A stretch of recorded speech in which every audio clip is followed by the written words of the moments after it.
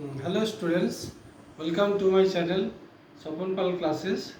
আজ তোমাদের ক্লাস 12 ফিজিক্সে নিয়ে এসেছি একটা টপিক, যেটা হচ্ছে চৌবাচ্চার গভীরতা। তোমরা দেখেছো চৌবাচ্চা যখন জল ভর্তি থাকে তখন তার গভীরতা কিছুটা কম বলে মনে হয়, অর্থাৎ নিচের যে লেভেলটা সেই লেভেলটা কিছুটা উপরে উঠে এসছে বলে মনে হয়। এই যে কেন হয় মনে হচ্ছে, সেগুলো নিয়ে আজকে আমরা আলোচনা করব। তাছাড়া আরেকটা বাড়িতে করবে, দেখো তোমরা একটা বাটিতে একটা কয়েন নেবে, নেওয়ার পরে চোখটা এমনভাবে সেট করবে যে তুমি কয়েনটা জাস্ট দেখতে পাচ্ছ না। এই অবস্থায় যদি এটাতে জল ঢেলে দাও তাহলে তুমি দেখতে পাবে এটা ভিজিবল হয়ে যাচ্ছে, মানে কয়েনটা তুমি দেখতে পাচ্ছ। তাহলে এই যে এটা কয়েনটা দেখতে, মানে জলের ভিতরে রাখার পরে দেখতে পাচ্ছি, অথচ জল ছিল না তখন আমরা দেখতে পাচ্ছি না। এটা কেন হচ্ছে, এইসব নিয়ে আজকে আমরা আলোচনা করব। এই ধরো এটা একটা মাধ্যম, মনে করো জলের মাধ্যম। এখানে জলের নিচে বা চৌবাচ্চা ভাবো, চৌবাচ্চার নিচে একটা পয়েন্ট পি আছে। এই পিটা আমরা লঘু মাধ্যম থেকে দেখছি, মানে এইখানে আমাদের চোখ আছে, এখান থেকে আমরা দেখছি। তাহলে এই বস্তুটাকে কিভাবে দেখব? দেখো এই যে পয়েন্ট থেকে একটা রে আসছে, এই রেটা মনে করে এইভাবে এলো, এসে নিয়ে যখনই একটা মাধ্যমে, দুটো মাধ্যমের বিভেদ তল দিয়ে যখনই যাচ্ছে তখন তার গতিপথ পরিবর্তন করছে। আমরা জানি প্রতিসরণ নিয়ম হচ্ছে। তো এটা ঘন থেকে লঘুতে গেলে কী হবে? অভিলম্ব থেকে দূরে সরে যাচ্ছে, এটা হলো। আরেকটা রে আমরা লম্ব বরাবর নিচ্ছি ডাইরেক্ট, এটা সোজা চলে যাচ্ছে, এটার বাঁকছে না। তাহলে আমাদের যদি চোখ এখানে থাকে, তাহলে এই যে দুটো রশ্মিকে, এই দুটো রশ্মিতে এইদিকে তো যত যাবে তত তো বেড়েই যাবে, তাহলে তখন মনে এই দুটো রশ্মিকে ব্যাক করে দাও। ব্যাক করে দিলে মনে হবে যে এই যে অ্যাকচুয়ালি এই বিন্দু থেকে রশ্মিটা আসছিল, কিন্তু আমাদের চোখে মনে হবে এখান থেকে আসছে বলে মনে হয়, কারণ আমাদের চোখ সবসময় লাইটকে সোজা পথে দেখবে, এইভাবে দেখবে। তাহলে মনে হবে যে এই দুটো রশ্মি এস বিন্দু থেকে আসছে বলে মনে হয়। তা যে বিন্দু থেকে আসছে বলে মনে হয় সেটা হলো এই পি এর প্রতিবিম্ব। তাহলে পি এর প্রতিবিম্ব হলো এস, এবং যেহেতু এটা আসছে বলে মনে হচ্ছে সেই জন্য এটা হলো অসৎ প্রতিবিম্ব। তাহলে পি বিন্দুটা এতটা উঁচুতে চলে এলো, উপরে এলো। আমরা যখন দেখছি তখন এই পি নিচের বিন্দুটা এস বিন্দুতে আছে বলে মনে হয়। তেমনি প্রত্যেকটা বিন্দু উপরে আছে, তাহলে নিচের যে লেয়ারটা সেই লেয়ারটা উপরে আছে বলে মনে হবে। ঠিক আছে, এবার এখানে একটা রিলেশন পাবো। ধরো এইটা যে চৌবাচ্চা হয়, যেটা প্রকৃত গভীরতা, এখান থেকে এটা হলো প্রকৃত গভীরতা, সেটা আমরা ডি যদি ধরি, এই প্রকৃত গভীরতা ডি। আর এইখান থেকে এই পোর্শনটা, এইটা হচ্ছে আপাত গভীরতা। এখান থেকে টিএসটা হচ্ছে আপাত গভীরতা। তো এই দুটার মধ্যে আমরা রিলেশন আজকে বার করব। তো আমরা প্রথমেই স্নেল সূত্র থেকে যদি লিখি, স্নেল সূত্রের সাধারণ রূপ হিসাবে যদি লেখা হয় তাহলে কী হবে? Mu two into sine I equal to, এদিকে কী আছে? Mu one into sine R. বুঝতে পারলে?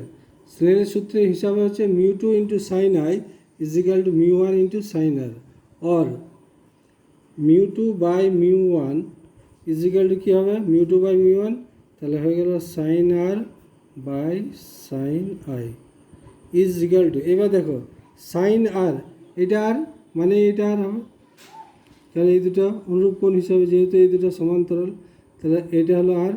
আবার সাইন আই হচ্ছে এই অ্যাঙ্গেলটা, আবার একান্ত কোণ হিসাবে এটাও আই হবে। তাহলে এখানে আমরা সাইন আর, এই ত্রিভুজের সাইন আর হিসাবে কী হলো? সাইন আর মানে হচ্ছে লম্ব বাই অতিভুজ। তো লম্ব এখানে কত? টি কিউ বাই অতিভুজ মানে হচ্ছে S Q divided by sine I. Sine আইয়ের ক্ষেত্রে লম্ব বাই অতিভুজ, লম্ব কত? টি কিউ বাই অতিভুজ হচ্ছে P Q, or mu two by mu one equal to, এইখানে এটা যদি আমরা ইয়ে করি, টি কিউ কেটে যাবে, তাহলে পি কিউটা উপরে চলে গেল, তাহলে পি কিউ বাই হয়ে গেল S Q, P Q by S Q. এবার ধরো এই যে দুটো পয়েন্ট, অ্যাকচুয়ালি এই দুটো পয়েন্ট খুব কাছাকাছি, তো যখনই খুব কাছাকাছি হবে টি আর কিউ প্রায় মিলে যাবে, তাহলে পি কিউর জায়গায় আমরা লিখতে পারি পিটি, আর এস কিউর জায়গায় লিখতে পারি এস টি। তাহলে এটা হয়ে গেল, অ্যাকচুয়ালি আমরা লিখতে পারি যখন যখন টি এবং কিউ খুবই কাছাকাছি হলে কী হচ্ছে mu two by mu one is equal to P Q জায়গায় হয়ে গেল পিটি বাই এস কিউ জায়গায় হয়ে গেল এস টি। এবার এটা যদি মিউ টুর জায়গায় আমরা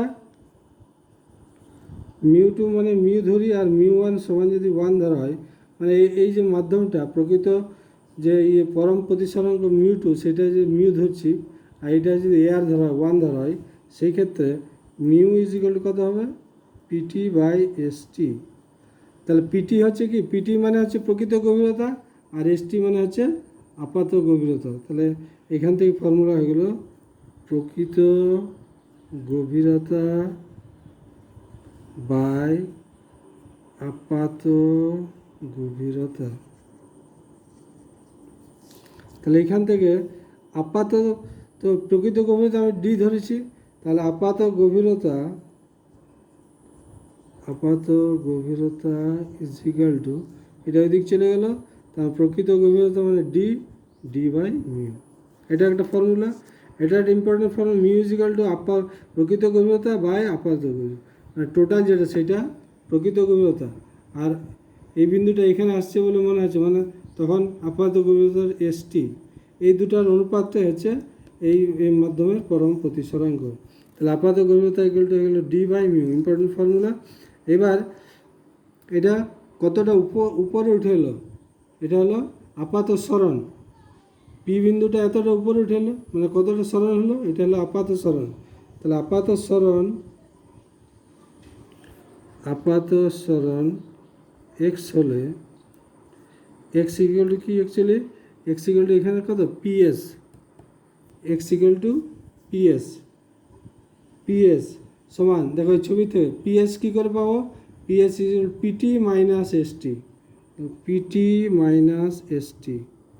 পিটি কত, পিটি হচ্ছে আমার ডি মাইনাস এসটি মানে হচ্ছে আপাত গভীরতা মানে হচ্ছে এসটি এই ফিগার অনুসারে। তাহলে এটা কত হচ্ছে ডি বাই মিউ। আমরা ডিটা যদি কমন নিয়ে নিই তাহলে 1 মাইনাস 1 বাই মিউ। এটা হলো আপাত সরণ এক্সের ফর্মুলা, এক্স ইকুয়াল টু এটা D into 1 minus 1 by mu. তাহলে তিনটা ফর্মুলা মনে রাখবে, মিউ ইজ ইকুয়াল টু প্রকৃত গভীরতা বাই আপাত গভীরতা একটা, আর আপাত গভীরতা ডি বাই মিউ, আর আপাত সরণ যেটা সেটা X equal to D into 1 minus 1 by mu. এরকম আছে, এরকম পরপর দুটা যদি থাকে বা আরও বেশি থাকে, মনে করি এখানে একটা মাধ্যম আছে মিউ ওয়ান, সেটার বেদ হচ্ছে বা গভীরতা ডি ওয়ান, তার উপরে আর একটা মাধ্যম যদি ডি টু, হ্যাঁ ওর পরমপদ মিউ টু যদি থাকে, সেই অবস্থায় যদি নিচে একটা কোনো বিন্দু থাকে তাহলে কী হবে, এটার জন্য আপাত সরণ এটা হবে, আবার এই মাধ্যমের জন্য এটা হলো, ফাইনালি পি বিন্দুটা পি টু বিন্দুতে চলে এলো। তাহলে সেই ক্ষেত্রে আপাত গভীরতার ফর্মুলা এক একটার হিসাব করলে কত D one by mu one, আর পরেরটা D two by mu two. তাহলে আপাত গভীরতা ইকুয়াল টু এই দুটার প্লাস হবে D one by mu one plus D two by mu two. এবার যদি আরও থাকতো আরও পরপর ওরকম অ্যাড হয়ে যেত। এক্ষেত্রে আপাত সরণ কী হবে, আপাত সরণ কী ফর্মুলা ছিল, এটা ডি ইন্টু এখানে D one into 1 minus 1 by mu one plus D two into 1 minus 1 by mu two. তো এখানে আমরা এই যে ক্ষেত্রে বস্তুটা ঘন মাধ্যমে নিয়েছিলাম আর চোখটা হলো লঘু মাধ্যমে। এবার আরেকটা যেটা উল্টোটা, এখানে বস্তু লঘু মাধ্যমে এবং দর্শক ঘন মাধ্যমে।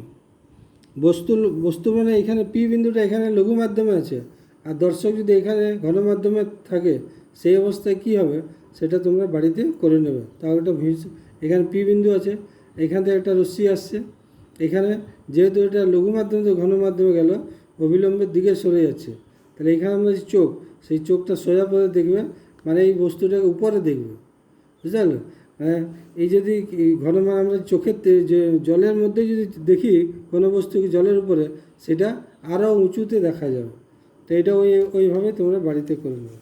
এবার দেখো সমান্তরাল ফলকের নিচে রাখা বস্তুর প্রতিবিম্ব। দেখ একটা আগে যেটা করে এলাম ওটা জল ছিল, এটা মানে কাজ মাধ্যম যদি নেওয়া হয় সেটা কিউ বিন্দু জাস্ট নিচে যদি রাখা হয় তখন তার আপাত সরণ কত হবে, ডি ইন্টু এটা ডি যদি হয় আপাত সরণ ডি ইন্টু 1-1/μ হয়। এটা তো আমরা আগেই দেখলাম। কিন্তু এখন প্রবলেম হচ্ছে আমরা যদি বস্তুটা কিউ বিন্দু না রেখে আরও যদি নিচে রাখি সেক্ষেত্রে আপাত সরণ কত হবে, নিচে রাখছি তাহলে দেখো আগে ছবি হিসাবে দেখো, এখানে যদি একটা বস্তু রাখা হয় সেই বস্তুটা এইভাবে গেল, এটা বায়ুর মাধ্যমে লঘু থেকে ঘন মাধ্যমে গেল তাহলে অবিলম্বের দিকে সরে যাচ্ছে, দেখো সরে গেল। আবার এটা ঘন থেকে লঘুতে গেল তখন আবার অবিলম্ব থেকে দূরে সরে গেল। তাহলে আমাদের চোখ যেটা এখানে সেটা সোজা পথে দেখবে, এই সোজা করে দাও। আর একটা রশ্মি তো সোজা যাচ্ছিলো, এই দুটো কোথার থেকে মিলিত হচ্ছে বলে মনে হয়, পি ড্যাশ। তাহলে পি বিন্দুর প্রতিবিম্ব পি ড্যাশ মানে পি বিন্দুকে ও এখানে দেখতে পাবে। তাহলে আপাত সরণ কত হলো, পি পি ড্যাশ।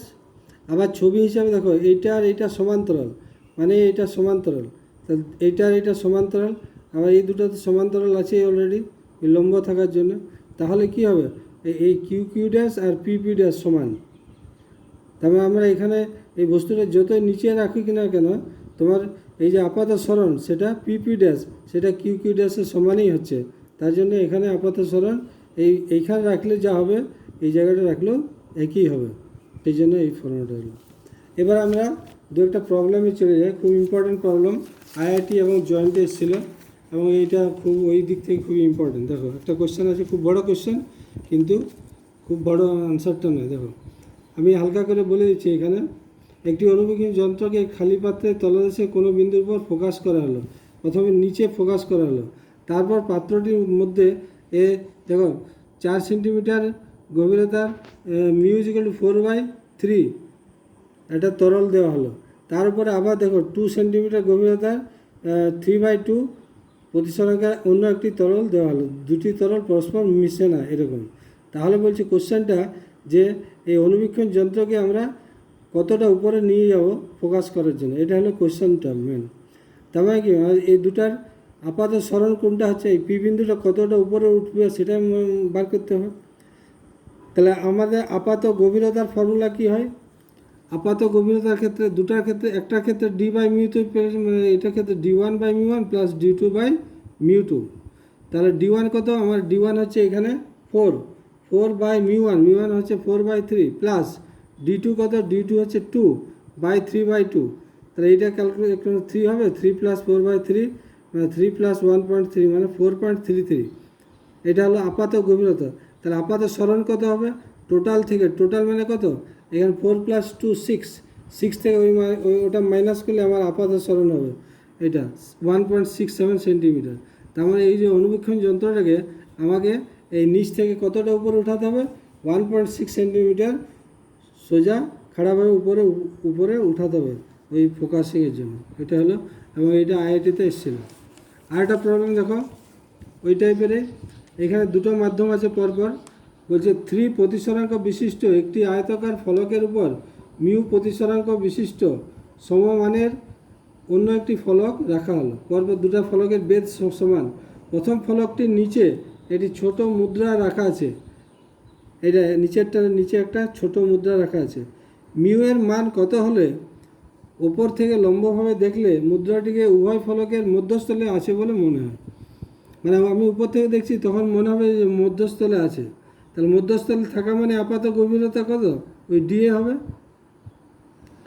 তো আমার এরকম ফর্মুলা হিসাবে আপাত গভীরতা কত, d1/μ1 মানে d/3 প্লাস আরেকটা d2 মানে ওটা d/μ। এটা হলো টোটাল আপাত গভীরতা। আর এখানে বলে দিয়েছে যে এই দুটার ফলে যে আপাত গভীরতা হবে সেটা মাঝখানে মানে হচ্ছে ডি।